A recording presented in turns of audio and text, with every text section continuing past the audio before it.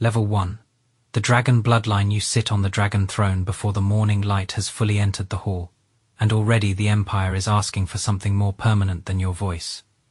The floor beneath the throne is cold stone, polished by generations of officials who have knelt, begged, lied, and survived beneath this ceiling. Incense smoke rises in pale lines near the bronze censers. Ministers bow in rows before you. Their dark robes spread like shadows across the court. They speak of border taxes, flood repairs, grain storage, and military appointments, but every report circles back to the same silent pressure. The dynasty needs an heir. Not someday. Soon, a legitimate son to carry your blood, your name, your throne, and the ambitions of everyone who pretends to serve you. On the dragon desk before you lies the Imperial genealogy, opened to your branch of the royal line. Your name is written in red ink. Beneath it, the space for the next generation waits too cleanly, too openly. Like an accusation, the Empress sits behind a side curtain, unseen but present. The Dowager's attendants stand near the rear pillars, listening without appearing to listen. Every woman in the inner palace, every noble family with a daughter behind silk doors, every minister with a nephew to promote or a debt to hide, understands the same truth. The first recognized son can change the future of the Empire. Then, just as the court begins to withdraw, an old physician steps forward with a sealed record in both hands. He kneels lower than the others. The seal is not new. The thread around it has faded. You ask what it is, and his mouth tightens before he answers. A matter of blood, Your Majesty. The hall seems to lose sound. You break the seal. Inside, beneath old medical notes and scratched out names, you find a child's birth record with no place in the official genealogy. No title, no palace rank, no public mother. Only one mark that makes your fingers go still, the private jade symbol you once gave to a woman the palace ordered you to forget. For the first time that morning, you do not feel like the father of the Empire. You feel like a man discovering that his own blood has been hidden from him. Level 2. The hidden record. You do not read the rest of the record in the throne hall. Some truths are too dangerous to unfold beneath the eyes of ministers. You close the document, dismiss the court with a voice calm enough to deceive everyone except yourself, and order the old physician to follow you into the genealogy archive. The room sits deep within the palace, behind two guarded doors, and a corridor where the air smells of dust, wax, and old medicine. Shelves of wooden boxes rise from floor to ceiling. Each box carries the names of men who ruled before you, women who bore sons, children who lived long enough to be written into history, and children who disappeared before ink could make them real. A keeper of records lights another candle. Its weak flame trembles as the physician places the sealed file beside the official genealogy. You compare the marks yourself, the date, the hidden chamber notation, the medical hand, the erased mother's rank. Too many pieces fit. Too many pieces have been carefully damaged. One line has been scraped until the paper nearly tore, but under the wound of old ink, you can still see part of a name. Her name, the woman you were told to forget for the sake of peace. She had once worn pale blue silk, and a jade pendant you gave her in a moment. No court scribe should have recorded. You remember how quietly she left the inner palace, how everyone called it illness, retreat, mercy, stability. Words like that are useful in the palace because they can hide almost anything. You ask the physician why this record was never placed in the royal line. He lowers his eyes. Because someone more powerful than the truth ordered it buried. The answer moves through you like winter. If the child is real, then someone stole your blood from the dynasty. If the child is false, then someone has built a trap, using the one memory they knew you could not ignore. On the corner of the paper, beneath a smear of old red ink, you find a small pressed mark, not an official seal, but the trace of a woman's thumb, as if she touched the record before it vanished. Suddenly, the archive no longer feels like a room of the dead. It feels like a room where one hidden life is still waiting for you to decide whether it belongs to history. Level 3. The forgotten woman. You go to the abandoned side palace without announcing your visit. No imperial procession, no ministers, no court musicians, Only 2 trusted guards remain at the outer gate, far enough that their silence cannot become testimony. The building waits at the edge of the inner palace like a memory no one has dared to burn. Its red paint has faded, fallen leaves gather in the stone courtyard. A bronze lantern hangs crooked beside the door, and when you step inside, the air smells of dust, dry wood, and old silk left too long without a body to warm it. This was where she spent her final weeks before the palace called her illness, a retreat and retreat a kindness. You remember her differently from the way the records tried to make her small. She was never the loudest woman in the harem. She did not beg for jewels, rank, or songs written in her honor. She only looked at you as if she could see the man beneath the dragon robe. And that was more dangerous than beauty. In the main chamber, a copper mirror rests under a thin layer of dust. A hairpin box sits beside it, empty except for one broken pearl. Your hand moves across the table, and for a moment you can almost hear her voice asking whether the emperor ever owned anything that did not first belong to the throne. Then you find the hidden compartment. It is built into the bottom of a small wooden chest, sealed badly, as if someone closed it in fear rather than planning. Inside lies a strip of pale cloth, soft with age, embroidered with a tiny dragon no court tailor would have sewn for a servant's child. Beside it is the other half of the jade pendant you once gave her. The cut matches the piece still locked inside your private cabinet. Your throat tightens before you allow yourself to breathe. This is not rumor anymore, not completely. Someone took her from the palace while she carried more than your memory. Someone erased her name, buried her record, and left the child outside the story. Your dynasty tells about itself. You came looking for proof of blood. Instead, you find proof of betrayal. Level 4. The child without a name. You find the child in a small courtyard behind the cold palace, where the walls are too plain to belong to nobility and too closely watched to belong to freedom. A single oil lamp burns inside the side room, though the afternoon light has not yet fully faded. An old servant opens the door for you with shaking hands, then drops to her knees so quickly her forehead almost touches the floor. You tell her to rise, but she does not. Fear has kept her alive this long, and fear is not easily dismissed by kindness. Inside, the child stands beside a low wooden table, holding a worn book of characters in both hands. He is small, perhaps 6 years old, dressed in simple pale robes with no royal embroidery. Nothing about the room announces who he is. No dragon pattern, no jade cradle, no painted screen, only a folded blanket, a cup of warm water, and a tiny wooden horse near the bed. Then he looks up. The room becomes impossibly still. You see your own eyes in his face. Not perfectly, not enough for a court to kneel, but enough for your heart to understand before politics can interfere. He bows because he has been taught to bow to the emperor. Your Majesty, he says carefully, like a child repeating words given to him by adults. The title cuts deeper than any accusation.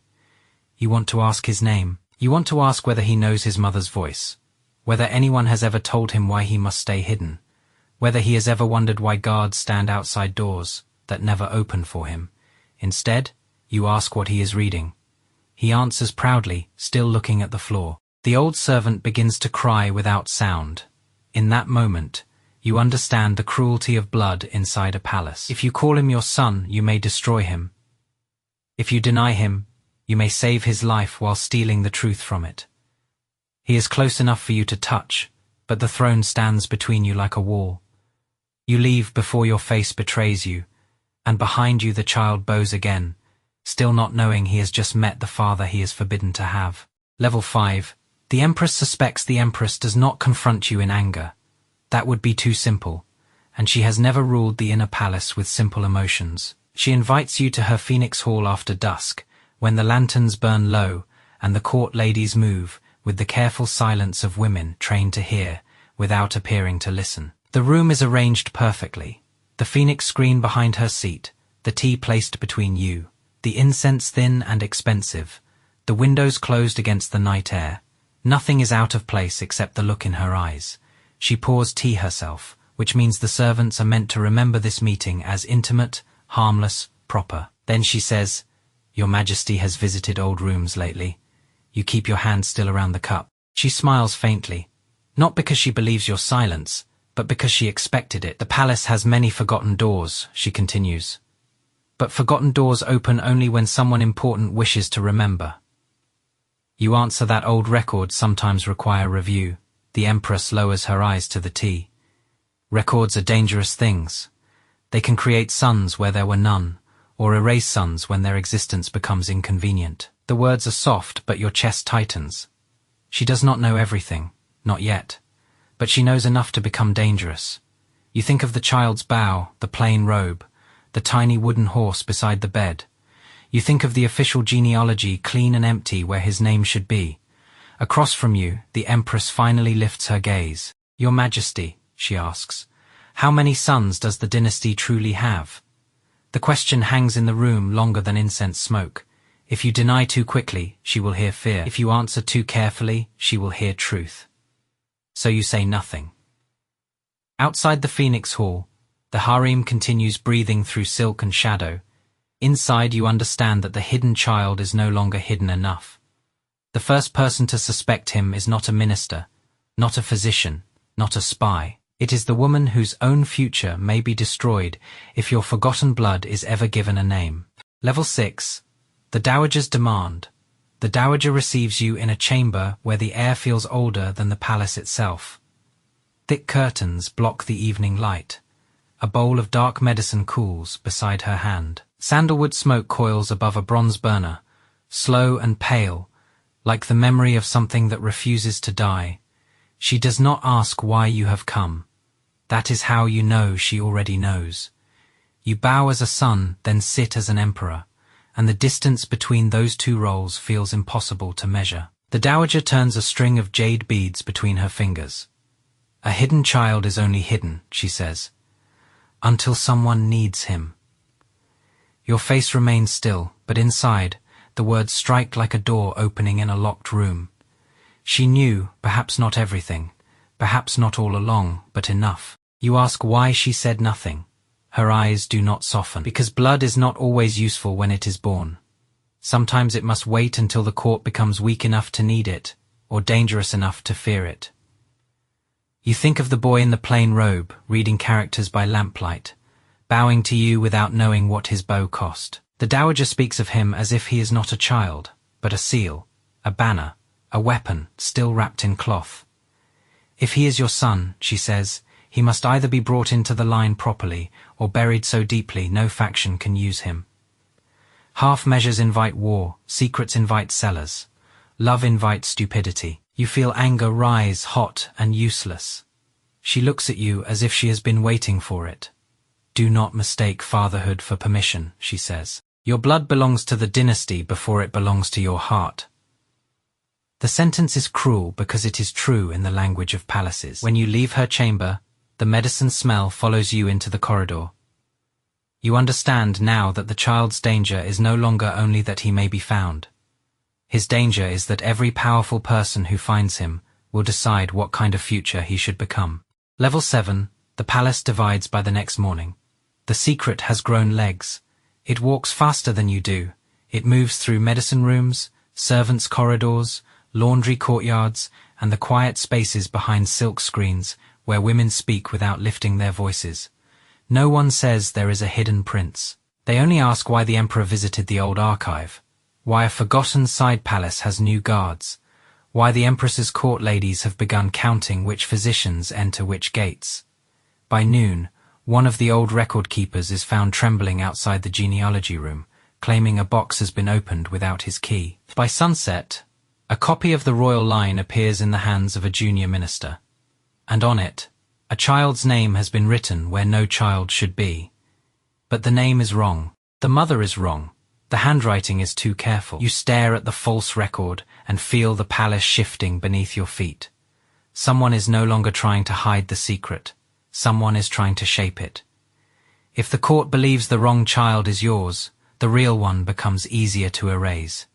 If the Empress is blamed too soon, another hand may remain clean. If the Dowager remains silent, perhaps silence itself is the answer. You order the gates sealed and the records guarded, but orders travel openly and fear travels hidden. In the harem, Women who once ignored the cold palace now send servants near it with baskets, medicine, questions disguised as errands. Ministers begin speaking of succession with too much caution. The Empress sends no message.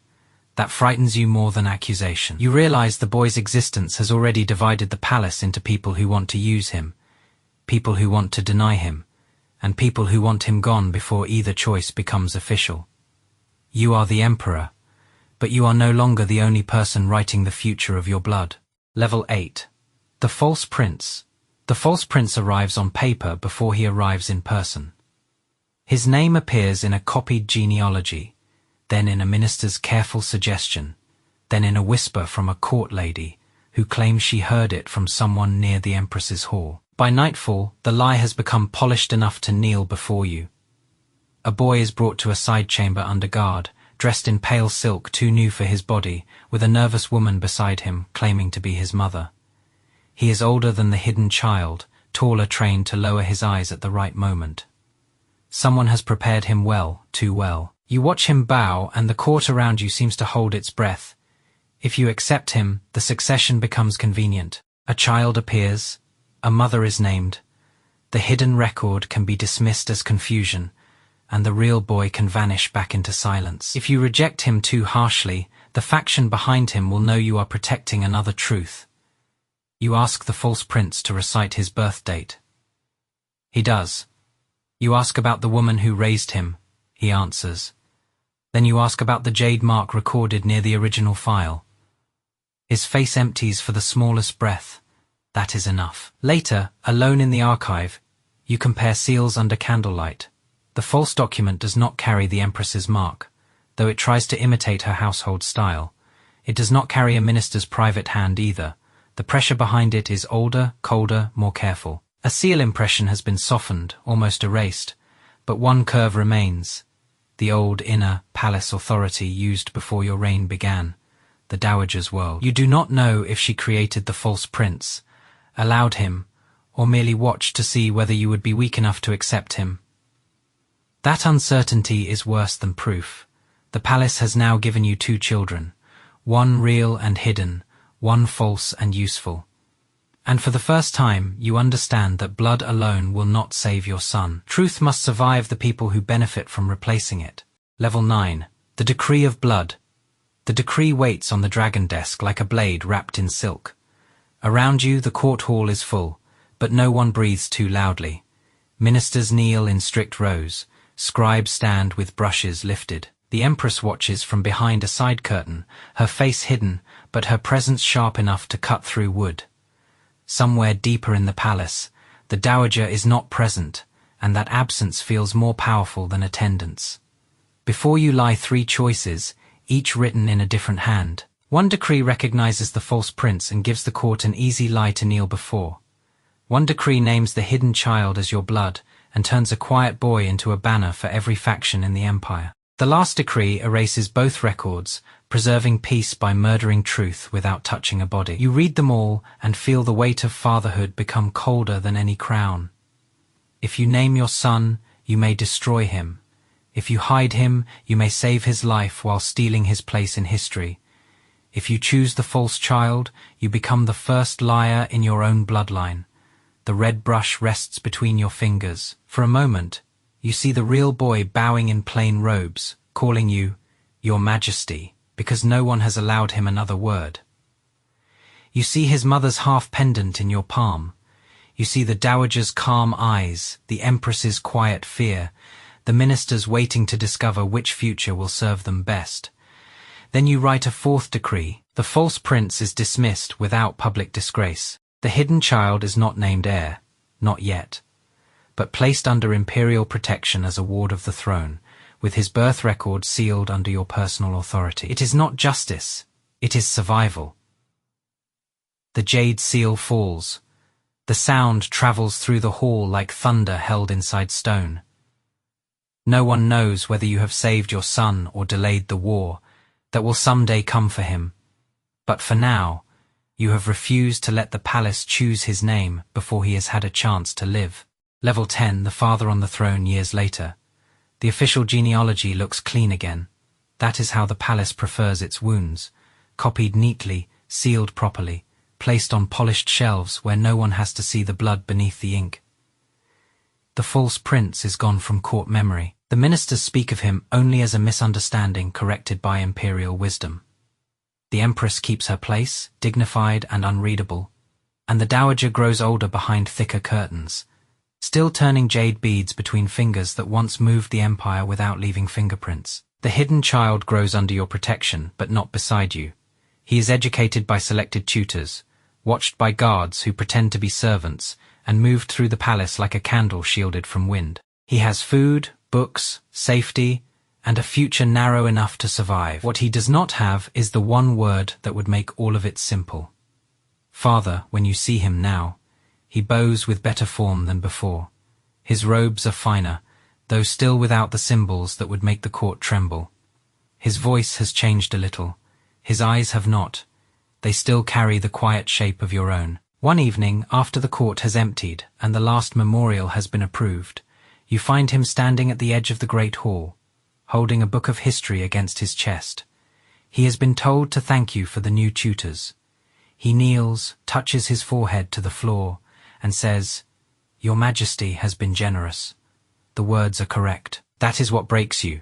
You want to tell him generosity had nothing to do with it. You want to say you knew his mother before the palace turned her into a missing line, that the jade pendant in your cabinet once belonged to a softer world, that every decree you wrote was a door closed carefully so he would not be crushed by the people waiting outside it.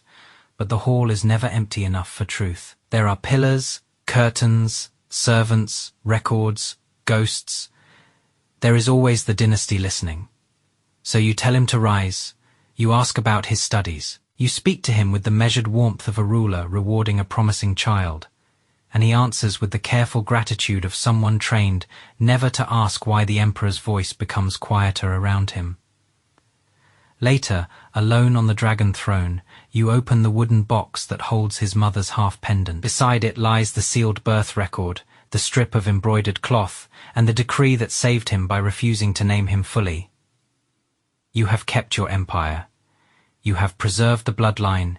You have outmaneuvered the false prince, slowed the factions, and given your son enough shadow to remain alive. But victory does not feel like fatherhood. The throne teaches you that royal blood is never only blood. It is law, danger, inheritance, and hunger. A son can be protected, educated, guarded, and still be denied the simplest truth of his own life.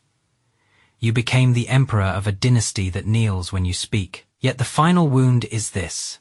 The one child who carries your face may spend his life calling you, Your Majesty, because the palace cannot survive hearing him call you father. If you want to enter another forbidden imperial story, comment which emperor, dynasty, or palace secret we should step into next.